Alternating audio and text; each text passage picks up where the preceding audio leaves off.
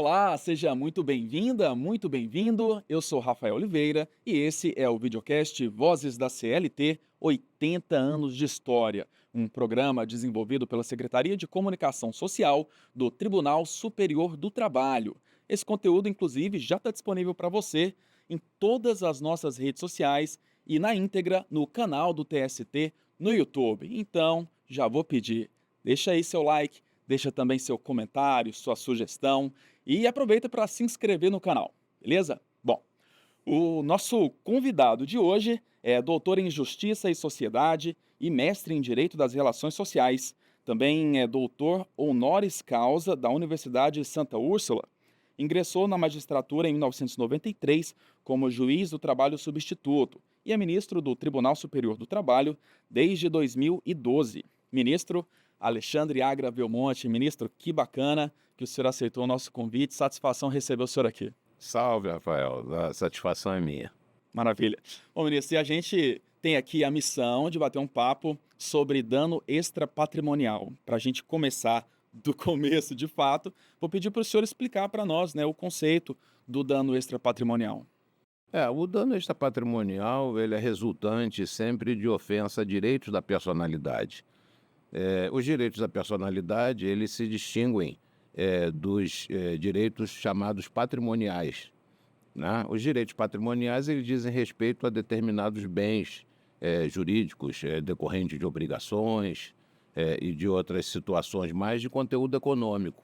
Já os direitos extrapatrimoniais, que decorrem da personalidade, honra, vida privada, sexualidade e outros bens interiores ao indivíduo, eles não têm natureza econômica, ainda que eventual ofensa possa resultar numa indenização de natureza econômica, mas o bem em si, ele não tem expressão econômica, ele não é vendido no mercado. Você não pode avaliar mercadologicamente quanto custa esse bem.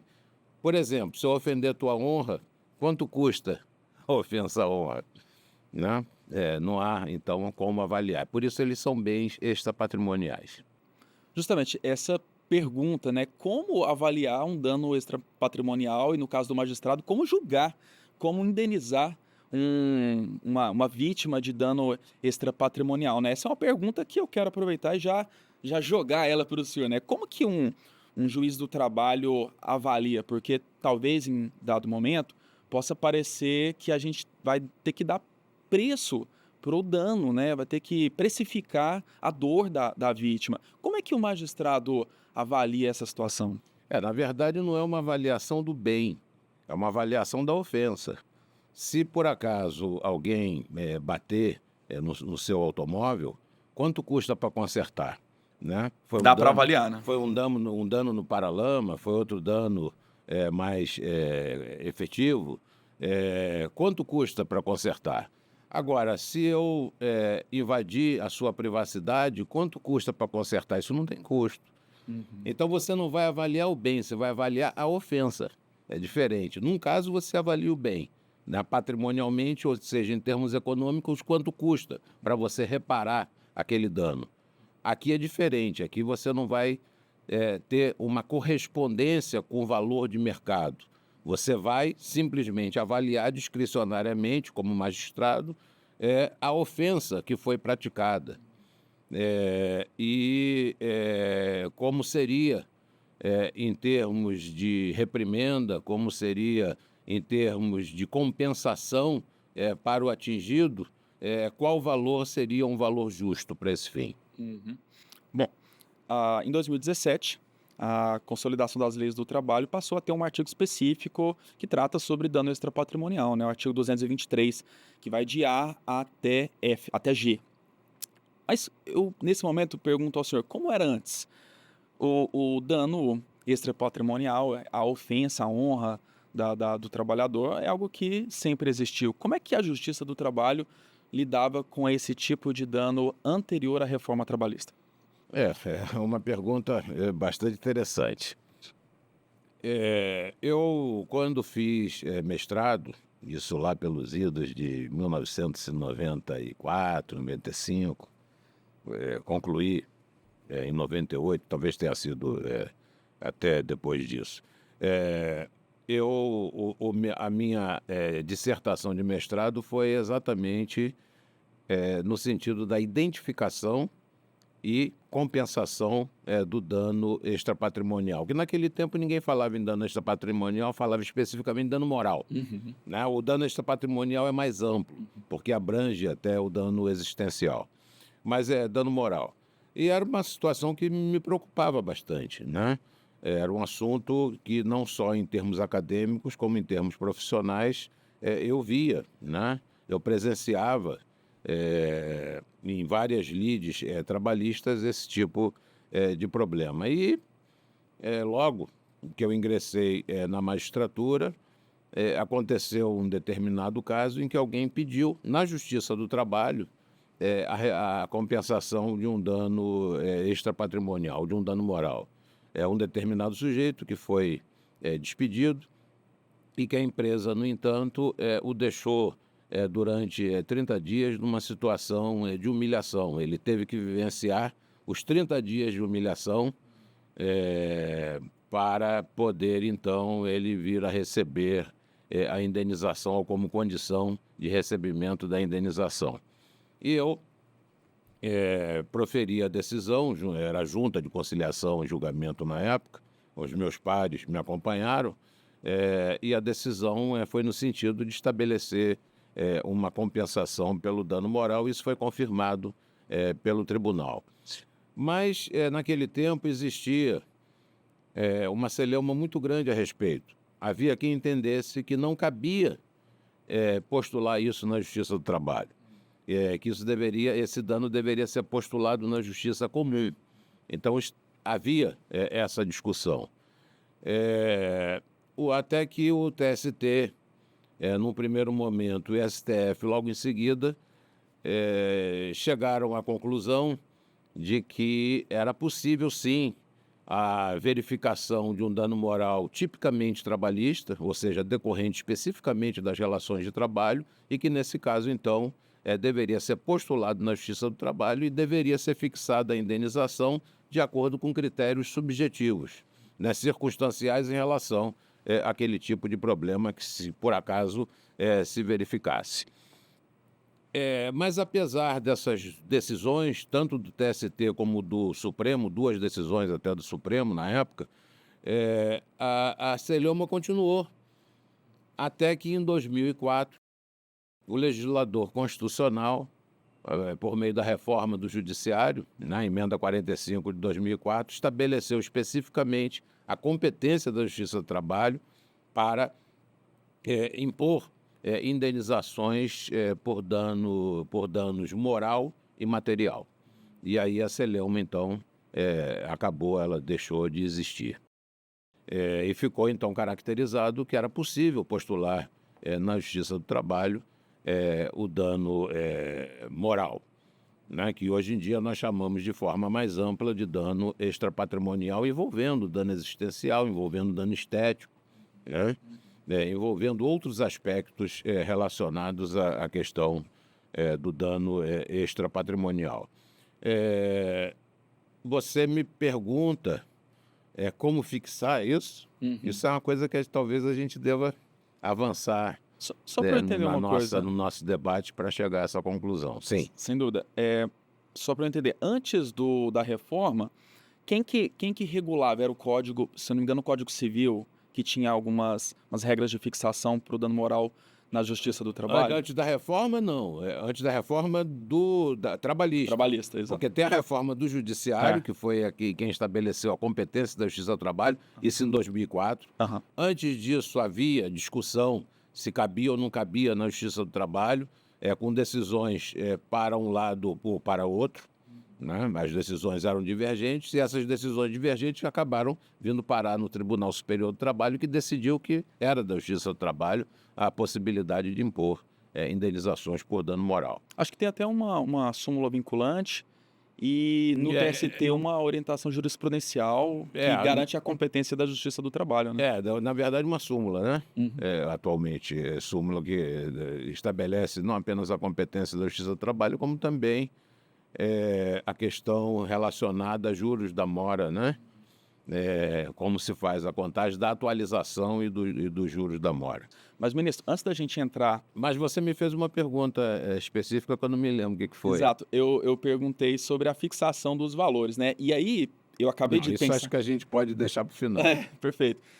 Eu queria abordar com o senhor ainda sobre a questão das indenizações anteriores à reforma trabalhista. Você me perguntou, me lembrei aqui. Pois não. Que critérios eram utilizados? Exato. Antes da reforma trabalhista. A reforma trabalhista é de 2017.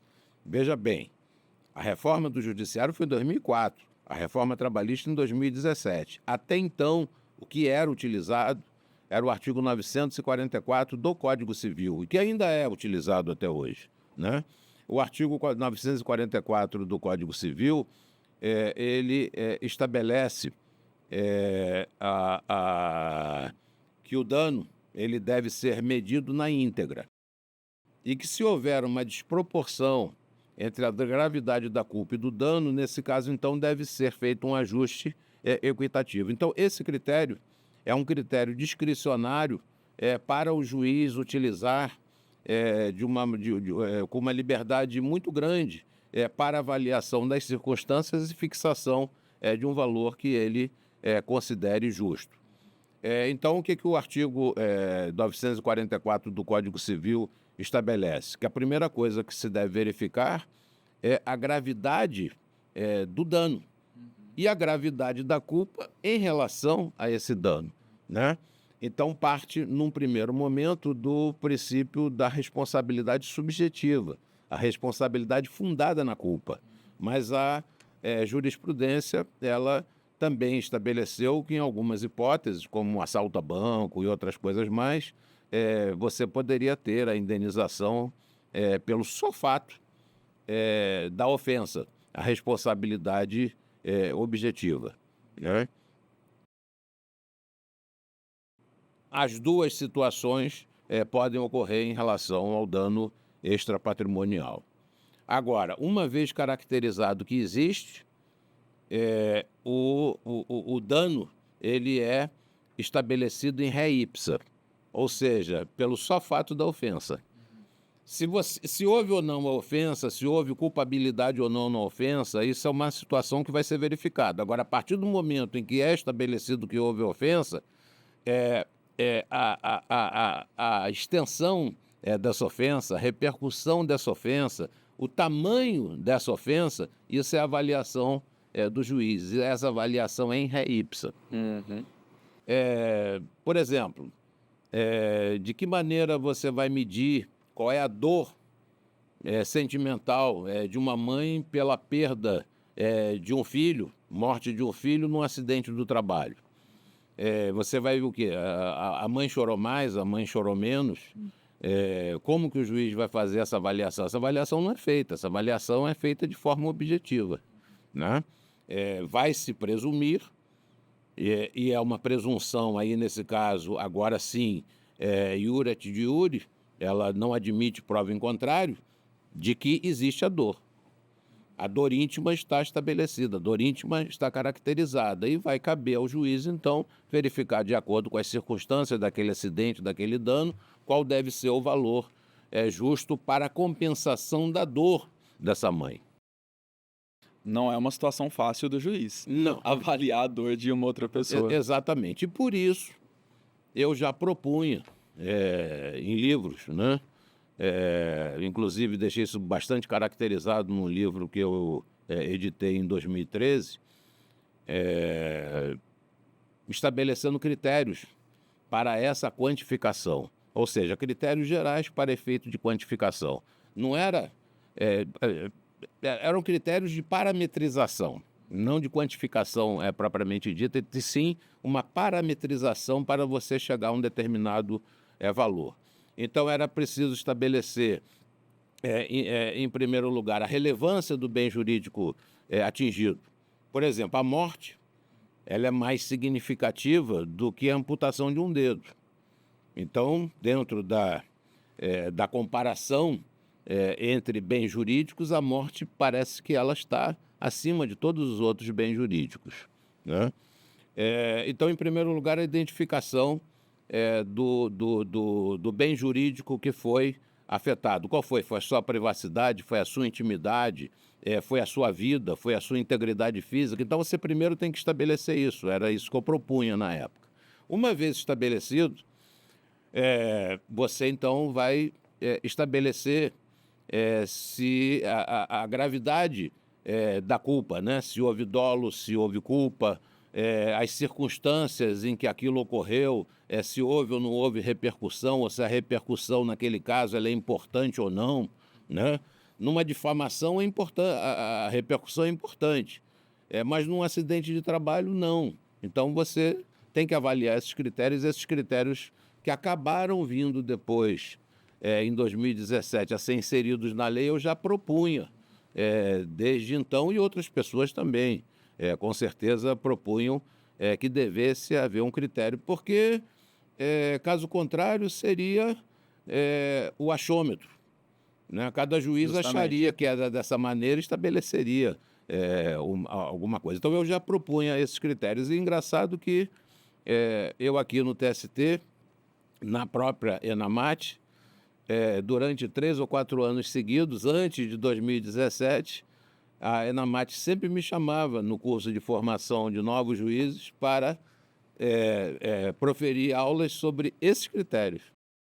Ministro, e antes da gente entrar de fato nesses critérios que foram definidos ali em 2017, esse achômetro que o senhor se refere foi o que de fato aconteceu e acontecia bastante, porque via-se um dano analisado numa região do país e uma indenização num valor X, e um dano semelhante avaliado, julgado em uma outra região do país, que terminava com uma indenização Y. Às vezes, valores bem diferentes, de acordo com a região, e isso acontecia muito, né? Então, essa parametrização que o senhor diz traz de fato ali um padrão para que seja definido como o magistrado tem que analisar e julgar os casos de natureza semelhante, no caso o dano extrapatrimonial. Um padrão não de valor, mas um padrão de critérios. Ou seja, quais critérios devem ser verificados naquele caso específico. Por exemplo, tem quem entenda que o tempo de serviço é um critério. Eu penso que não. Você pode ter uma morte com 2 meses de tempo de serviço. Que diferença vai fazer? Exato. Então, se o camarada tem 30 anos de tempo de serviço e ocorre a morte dele, nesse caso a indenização vai ser maior porque ele tem 30 anos de tempo de serviço? Não. O que a gente vai avaliar ali é o acidente do trabalho e a morte que aconteceu e o dano extrapatrimonial para a família do extinto. E não outra coisa diferente. Então, eu penso que os critérios que foram estabelecidos, que eu já propunha exatamente esses critérios, são critérios interessantes para que sejam seguidos. Agora, sejam seguidos pelo juiz de primeiro grau. Uhum. Isso que é importante. Você vai ter uma uniformização, ou uma certa uniformização, se isso for seguido pelo juiz de primeiro grau. Agora, dentro do que você falou, Rafael, na verdade vai continuar existindo diferenças, porque o Brasil é um país muito grande, o Brasil é um país continental. Então, a renda per capita de determinados lugares ela é muito diferente de outros lugares. Então, mesmo seguindo aqueles critérios, você vai ter diferença de valor fixado pelo juiz.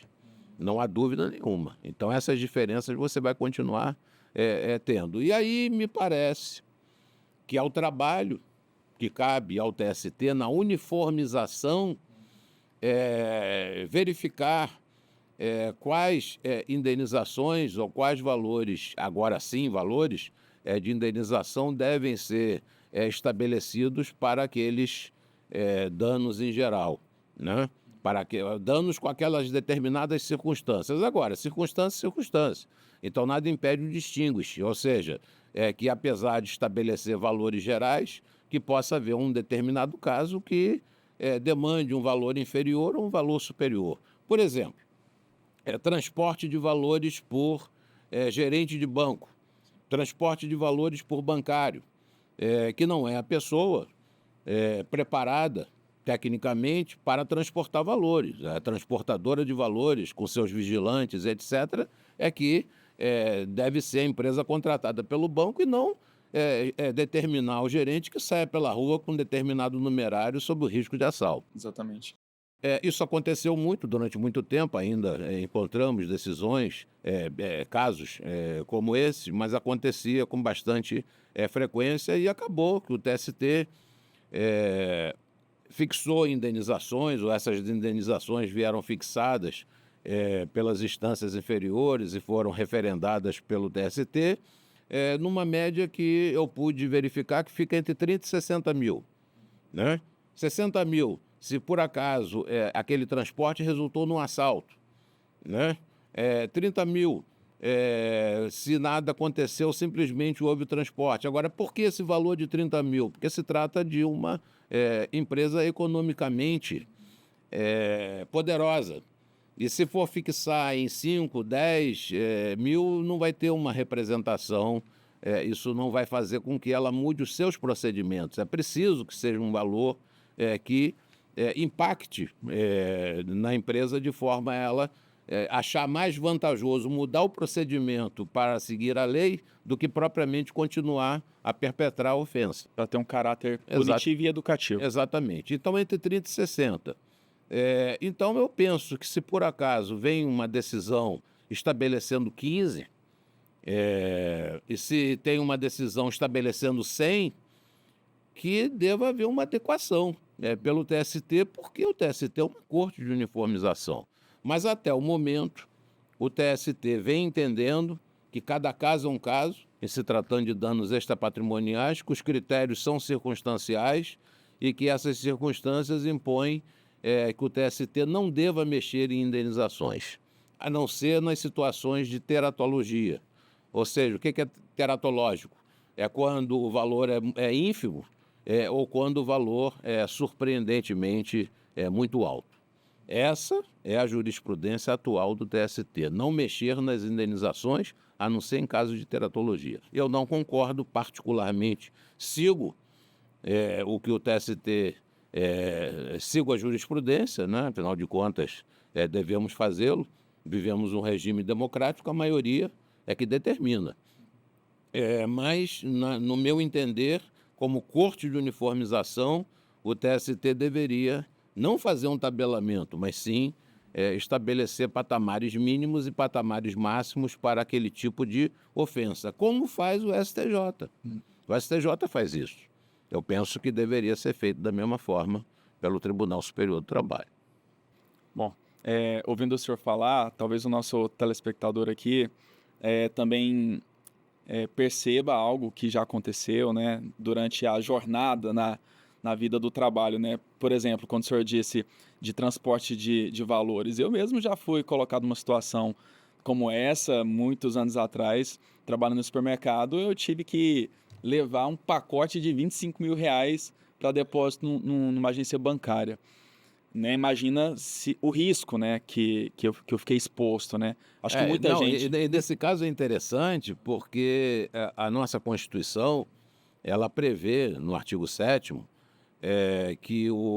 que a empresa, o empregador, ele deva prevenir o ambiente de trabalho contra os riscos à saúde e à segurança. Então, é um caráter preventivo. Então, o simples fato de você sair na rua com esse numerário, não interessa se você é bancário, se você trabalha em supermercado e você tem que transportar o valor e não é a pessoa especializada, a empresa te colocou em risco.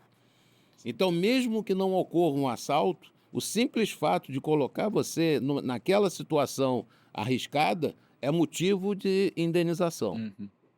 Nossa, olha só.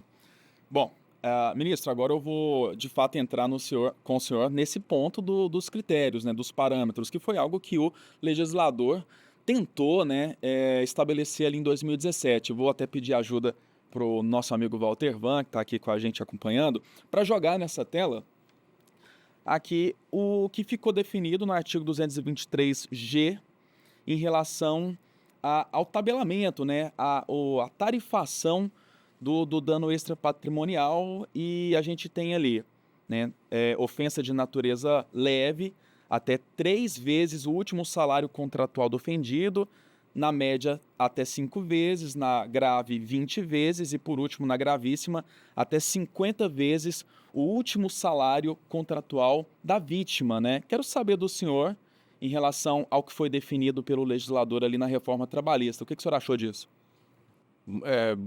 Não, vamos lá. Primeiro, nós teríamos que ver o dispositivo que estabelece quais são os critérios que devem ser observados pelo juiz. Aqui não tem. Bom, o senhor fala os artigos anteriores do 223, né? O A, B, C até o E. Não necessariamente o O que ABC, configura mas o sim, dano? o que configura o dano, a gravidade da culpa em relação ao dano, se houve retratação, se não houve retratação. Por exemplo, a retratação, em se tratando de uma ofensa à honra, ela é importante. Mas se for um acidente de trabalho, a retratação é irrelevante.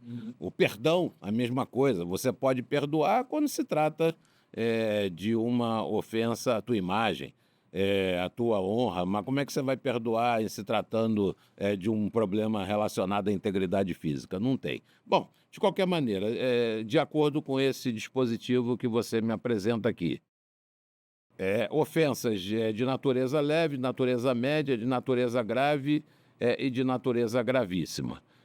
O que fez o legislador aqui, e que, no meu entender, é objeto de crítica, Sim. Rafael, que ele estabelece um tabelamento no ponto de partida. E ele estabelece um tabelamento no ponto de chegada, né? No ponto de chegada, até 3 vezes o valor, né? Então, diz que tem que ser ali, até 3 vezes o último salário. A partir do momento que você usa o salário contratual do ofendido, você está também partindo de um ponto que não deveria partir.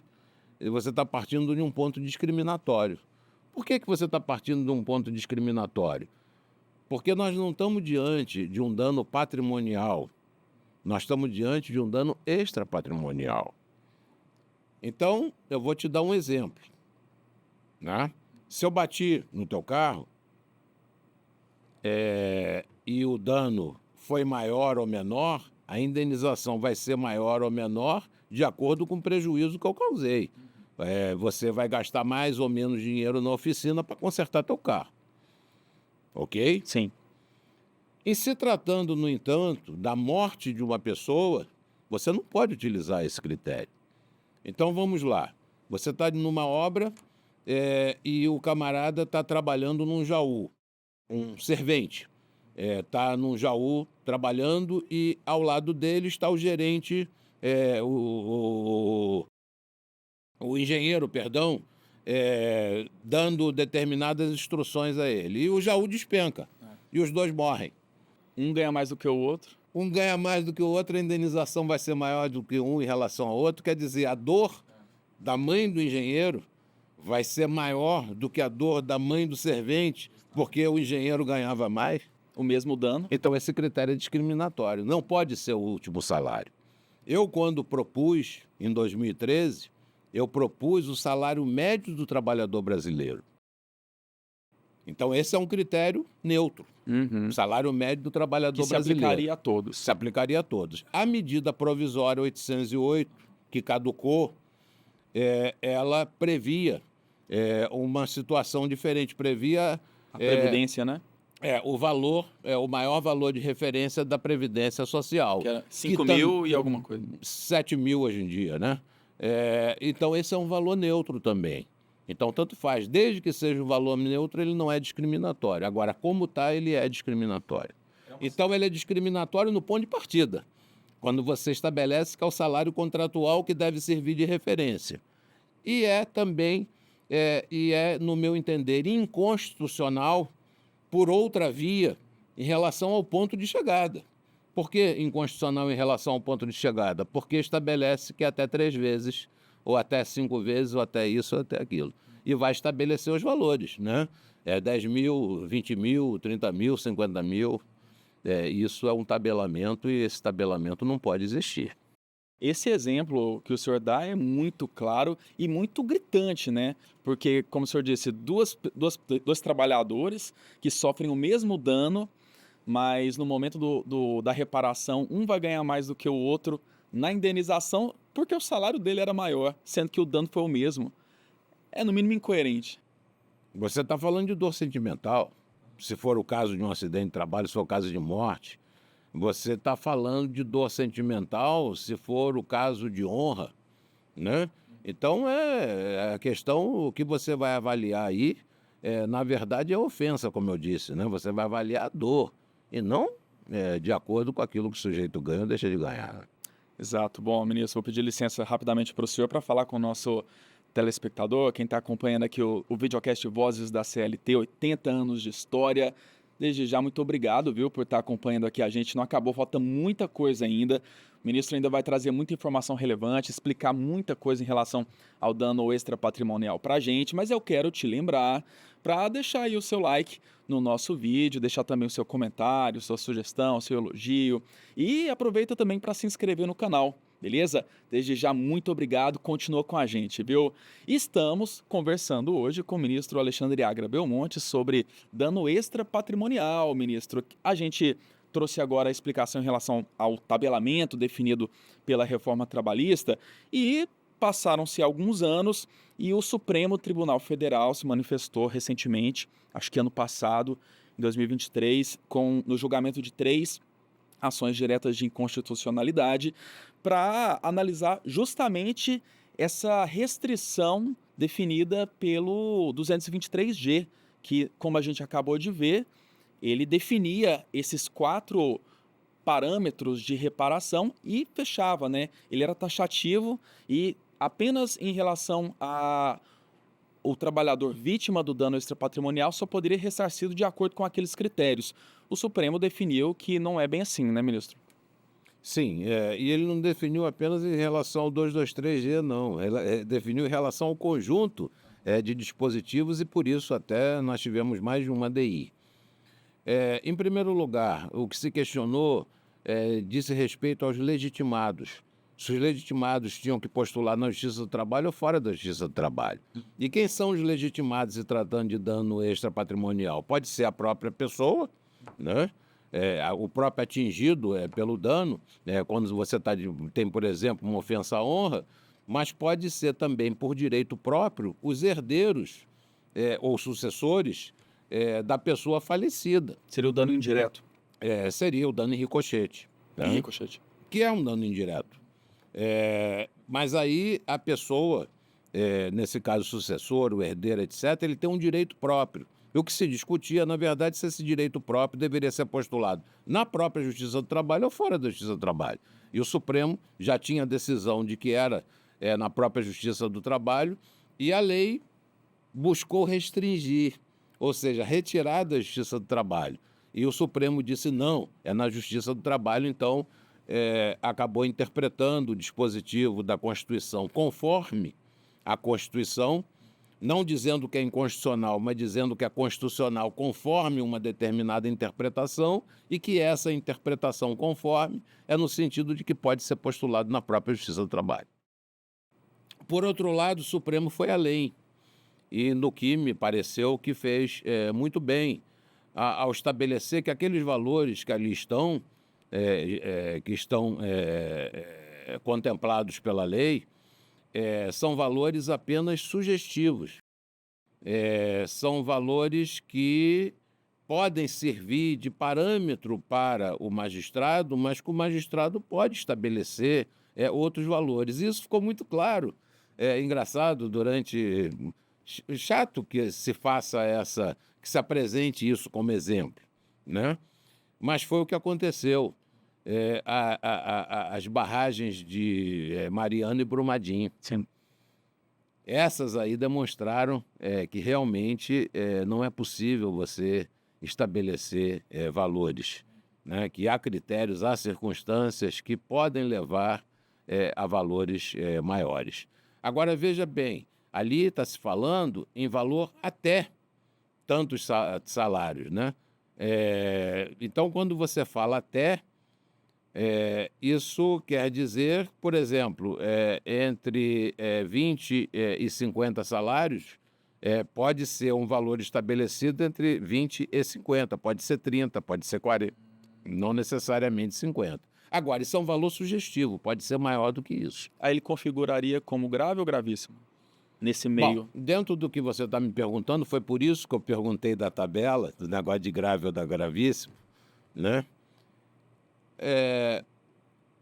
O legislador estabelece aquele conjunto de critérios que eu já trazia desde 2013. Esses critérios podem ser agravantes ou atenuantes, né? Quando você fala em retratação eficaz, quando você fala em perdão, é um critério atenuante. Quando você fala da extensão, ou seja, da repercussão que aquilo trouxe no ambiente de trabalho ou fora dele, você está falando de uma possível agravante.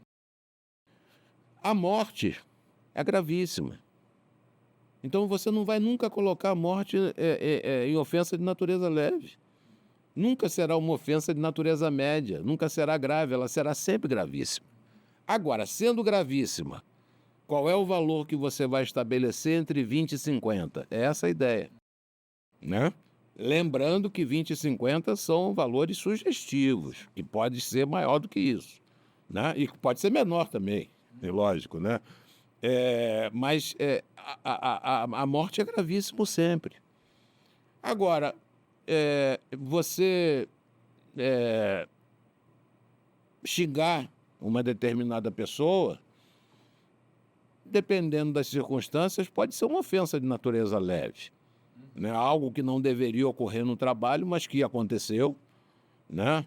Pode ter sido um destempero, mas aquele destempero ofendeu, fez com que todo mundo ficasse sabendo dentro da empresa e que aquela situação fosse uma situação bastante constrangedora para aquela pessoa que foi xingada, mas que foi um ato isolado, né? Que aquilo não aconteceu de novo, foi a primeira e última vez. Isso também não é motivo para perdão, né?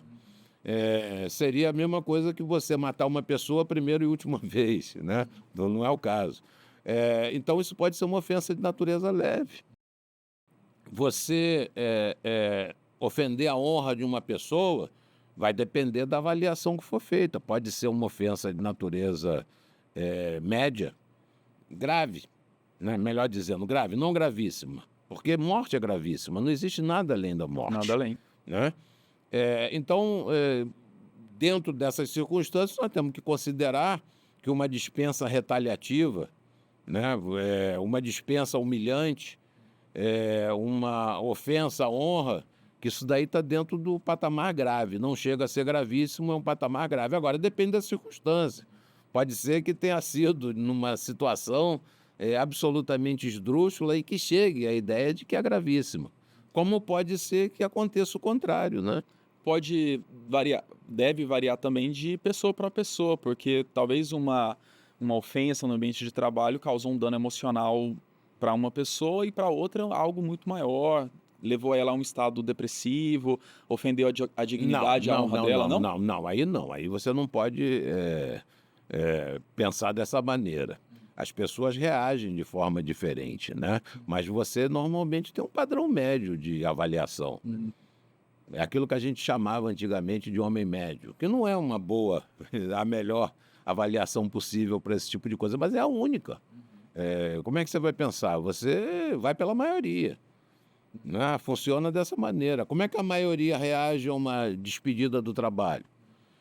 Né? Vai ficar chateado, vai chegar em casa humilhado, né?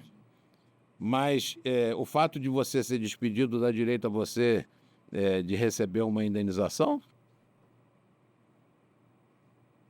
Agora, se você for despedido de forma humilhante, sim. Pois é.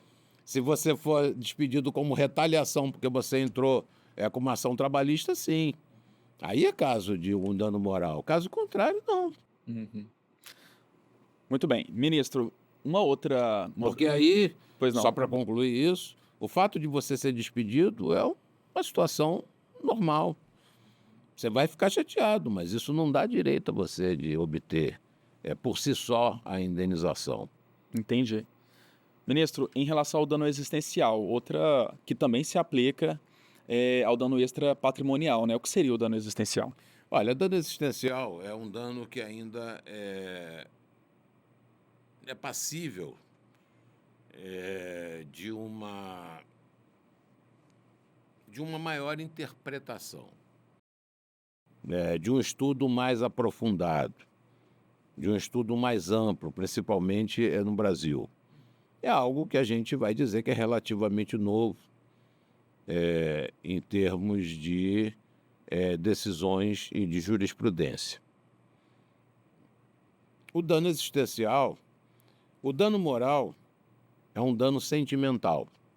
É algo que atinge o teu sentimento e que você vai fazer a avaliação dessa ofensa em relação ao teu sentimento.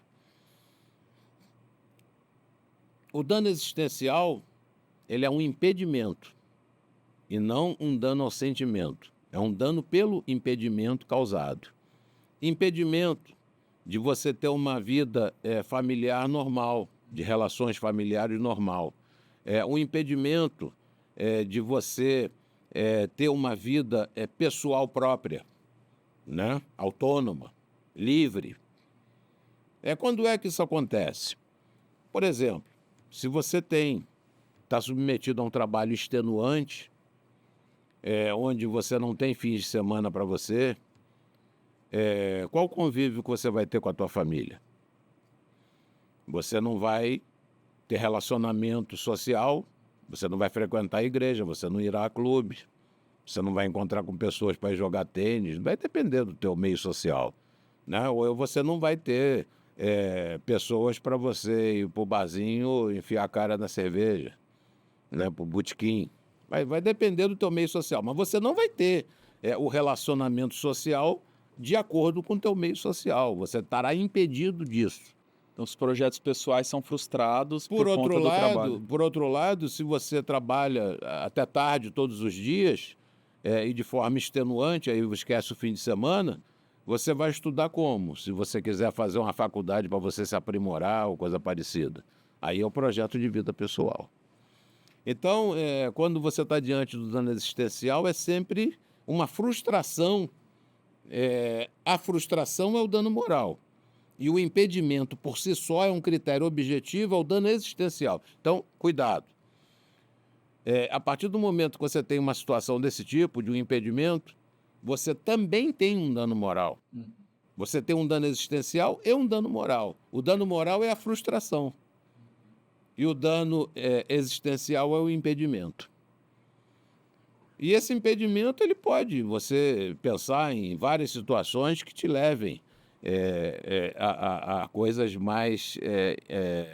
Por exemplo, você é uma modelo de rosto.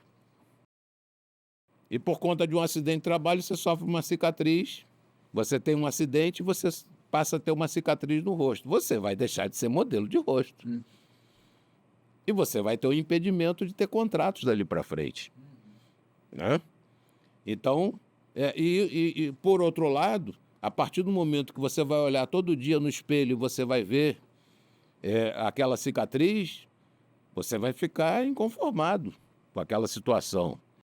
Né? Você vai se sentir humilhado.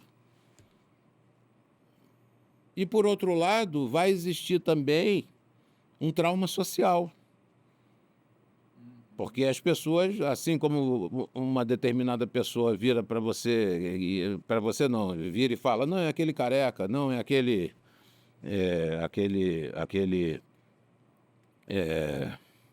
deficiente, né? Formas de caracterização, da mesma forma vai falar, não, aquela pessoa que tem a cicatriz. Então, você passa a ter não apenas problemas sentimentais próprios e até de convívio social, como você passa a ter o impedimento também nessa circunstância, nessa situação específica que eu estou relatando. Então, o dano existencial é isso, é sempre relacionado a um impedimento, né? Até a chamada perda de uma chance entra aí na questão do dano existencial. Certo, quando a pessoa não consegue colocar em prática aqueles planos, projetos de vida, Exatamente. né, o senhor ia falando, eu fiquei pensando de repente também um trabalho onde a pessoa num domingo à noite não pode ir a um evento social com família, amigos, por conta de um relatório que ela tem que mandar para o trabalho, ou É, algo assim. mas também não pode ser uma coisa esporádica, né, isso daí tem que ser uma coisa, algo que realmente resulte, não Aham. não é um impedimento ocasional, é um impedimento de vida. Isso é importante. Faz parte da conceituação do dano existencial o impedimento de vida pessoal, de vida Não familiar, pode ser esporádico. de vida social, né? Então, o impedimento de vida, o impedimento de relações, não é um impedimento que acontece eventualmente por conta de uma determinada situação justificada ou injustificada. Então, não é um impedimento ocasional, é um impedimento habitual. Entendi. Ministro, e o dano coletivo, ele pode ser alvo de indenização por dano extrapatrimonial? Por exemplo, uma situação de racismo causado por um empregador, isso se aplica, se enquadra no dano extrapatrimonial? Sim, você pode ter o dano individual, a partir do momento que você é discriminado por questão de raça, sexo, cor e vai por aí afora, como você pode ter essa questão do racismo como uma política empresarial, né, uma discriminação coletiva. Ou seja, as pessoas pretas não são promovidas naquela empresa, né? Isso é um racismo estrutural. Então você pode ter um dano coletivo, sim. Agora, o que não se pode é confundir dano individual com dano coletivo, porque muita gente acha que dano individual ele é um somatório, dano coletivo, perdão, é um somatório de danos individuais. Então, que aquela soma de danos individuais resulta num dano coletivo. Não. Por exemplo, se um determinado empregador descumpre a legislação e não deposita o fundo de garantia do tempo de serviço, isso não dá direito, pelo menos a jurisprudência assim tem entendido, isso não dá direito a uma indenização por dano moral, certo? Se, no entanto, a empresa faz isso em relação a todos os empregados, o descumprimento da legislação trabalhista, nos termos da lei, dá direito à indenização por dano coletivo para aquela coletividade. Não para as pessoas que integram a coletividade, mas sim para a coletividade de trabalhadores. E, para isso, reverte para um determinado fundo, né? Isso não vai para os trabalhadores, reverte para um determinado fundo, independentemente dos depósitos que devem ser feitos nos fundos de garantias que não foram realizados oportunamente. Mas então é isso, o fato de você não ter aquilo caracterizado como um dano individual não quer dizer que não seja um dano coletivo. Então, por isso, o dano individual, às vezes, acontece de coincidir e às vezes não.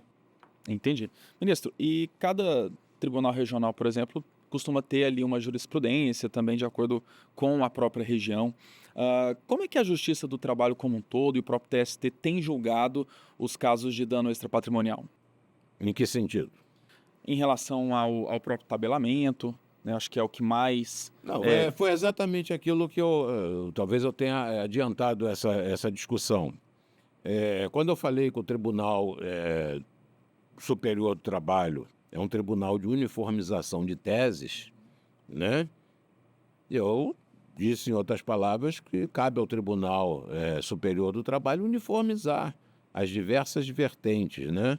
As diversas divergências entre regiões, dentro do possível, né, desse Brasil continental. Mas cabe, a função do TST é exatamente essa. Então é preciso encontrar alguma uniformidade e não simplesmente esses valores serem variados. E hoje o que está vigorando, então, é o que foi decidido pelo Supremo no julgamento daquelas 3 ADIs, em relação ao tabelamento. Ah, você está falando em relação ao tabelamento? Como eu não entendi a pergunta, então. A pergunta é em relação ao tabelamento? Na verdade, eu, nesse momento, pergunto em relação ao posicionamento do TST para julgamento desses novos casos de danos Não, extrapatrimoniais. o posicionamento do TST já era esse posicionamento das decisões do Supremo. Apesar da lei, as decisões da Justiça do Trabalho como um todo, tirando algumas exceções, era no sentido de que aqueles valores estabelecidos pelo legislador seriam valores sugestivos. Ou seja, que caberia ao juiz fixar o valor que ele entendesse o mais adequado. Mas, no entanto, é obrigatório, e no meu entender isso deve constar da decisão, é obrigatório que o juiz justifique como que ele chegou àquele valor. Né? E foi isso que me levou em 2013 a escrever aquele livro sobre a parametrização, ou quantificação do dano extrapatrimonial, do dano moral. Por quê? Porque senão você não cumpre o artigo 93(9) da Constituição, que é a motivação das decisões. Então, se você simplesmente estabelece, não, a indenização é de 10 mil, de acordo com os critérios da proporcionalidade e da razoabilidade, você não está dizendo nada. Você não está justificando. Como é que você chegou àquele valor? Como é que o advogado vai recorrer para o tribunal? Dizendo o quê? Que o valor é justo ou injusto porque está fora ou dentro dos princípios da razoabilidade. Quer dizer, vai ficar discutindo alguma coisa principiológica. Não tem como, tem que ter um critério, né? Não, tem que constar da decisão de que foi um dano de natureza grave por conta disso, porque o empregador, por exemplo, não atendeu às normas de segurança, que aquele risco poderia ter sido evitado, né? E aí vai fazer a comparação entre a gravidade da culpa e o dano, nesse caso, estabelecer qual foi o bem jurídico que foi afetado e qual é a condição desse bem jurídico em comparação com outros bens jurídicos, por exemplo, a morte em comparação com a honra, etc. e tal, né? E vai por aí fora. Da mesma forma, se foi uma ofensa à honra, se houve ou não houve uma retratação, se aquilo teve uma repercussão maior ou menor, isso tem que estar na sentença.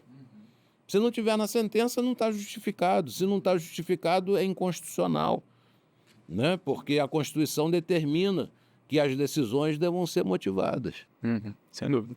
Bom, ministro, então, para a gente encerrar aqui, a gente explicou bastante aqui sobre o 223, artigo da CLT, que foi incluído ali na reforma trabalhista, e eu pergunto agora se o senhor acredita, o senhor inclusive publicou um livro, né, o senhor acabou de dizer o livro lá em 2013, né? Sim, mas depois disso eu publiquei, a partir da reforma trabalhista, o dano extrapatrimonial. Tanto um de dano patrimonial como um de dano extrapatrimonial, que agora vai para a 5ª edição. Então o senhor já propunha critérios. O legislador trouxe critérios em 2017, teve... Eu adaptei aquelas proposições que eu tinha aos critérios estabelecidos pelo legislador. Já fazia referência às ADIs que estavam no Supremo em discussão, dizendo que eu achava que deveria, né? Não sei como o Supremo ia resolver esse assunto, mas entendendo que deveria ser resolvido da forma como foi, né? E atualmente faço referência às decisões do Supremo como foram decididas, né? E hoje, o senhor se sente à vontade como magistrado para julgar um caso de dano extrapatrimonial, levando em consideração todas essas alterações legislativas e as sugestões que o senhor próprio já propunha anteriormente? Sim, eu acho que está de acordo com aquilo que eu penso. Eu achava que tinha que ter critérios, né? Que os critérios deveriam ser, devia existir critérios claros, né? De referência para o magistrado poder avaliar um dano extrapatrimonial. Penso que deveria existir um valor mínimo, né? Neutro, como ponto de partida, e o valor de chegada deveria ser o valor que resultasse da avaliação desses critérios, mas sem um tabelamento, né? Que acabou acontecendo, sem um tabelamento. Mas, de qualquer maneira, o Supremo já decidiu que as indenizações podem não seguir aquele tabelamento, né?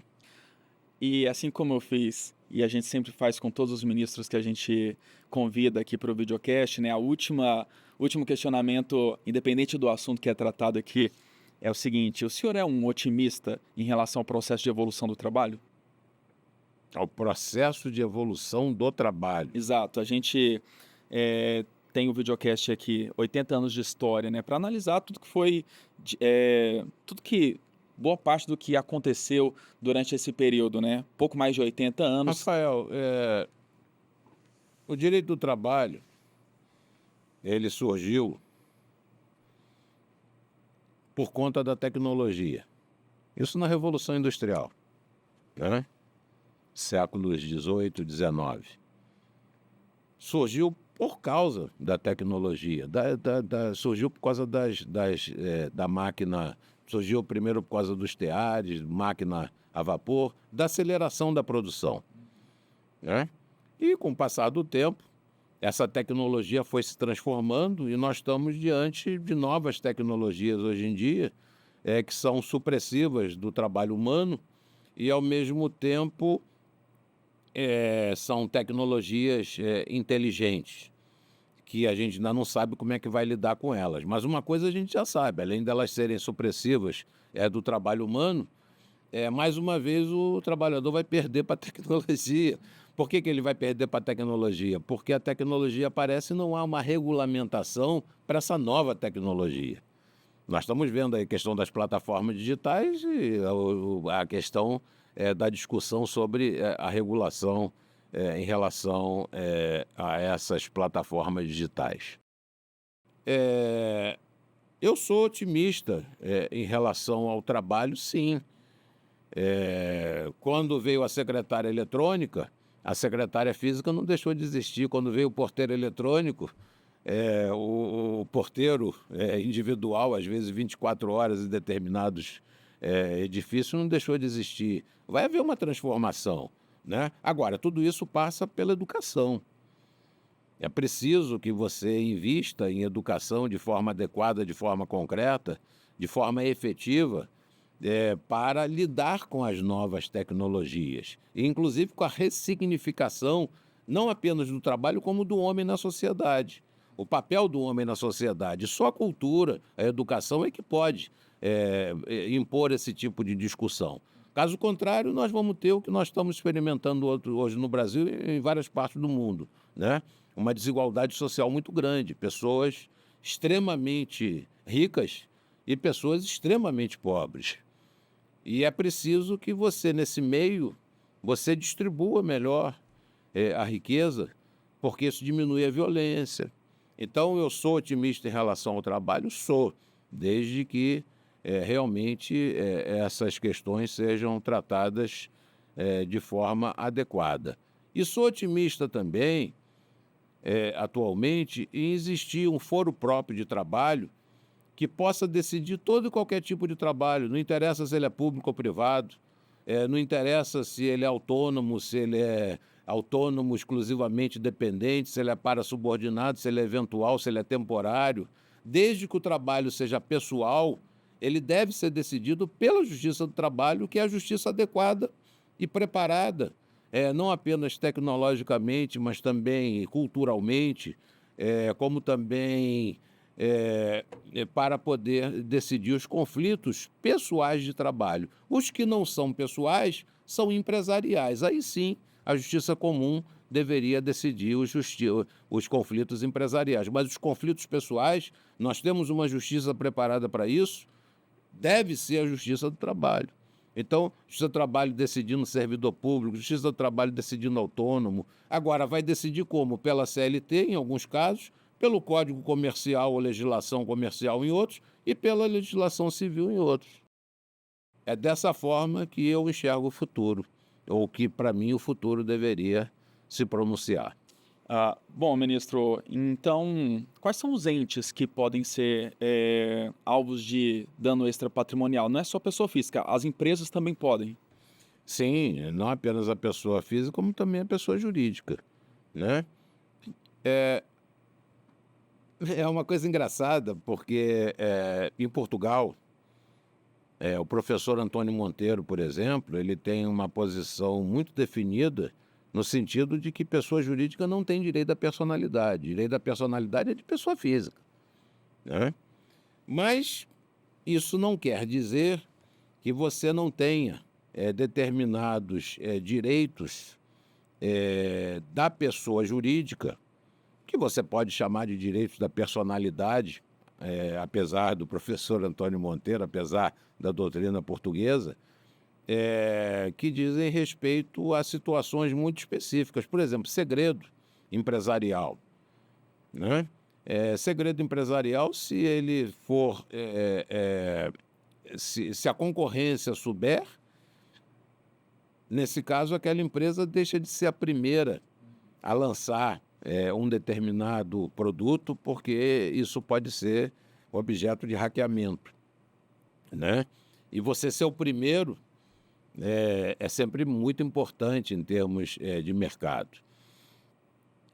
Por outro lado, a empresa tem uma determinada imagem, né, que ela cultiva aquela imagem. E tem direito tem um determinado nome que também é cultivado. Então, se você ofende esse nome, se você ofende essa imagem, isso pode gerar realmente danos a essa empresa.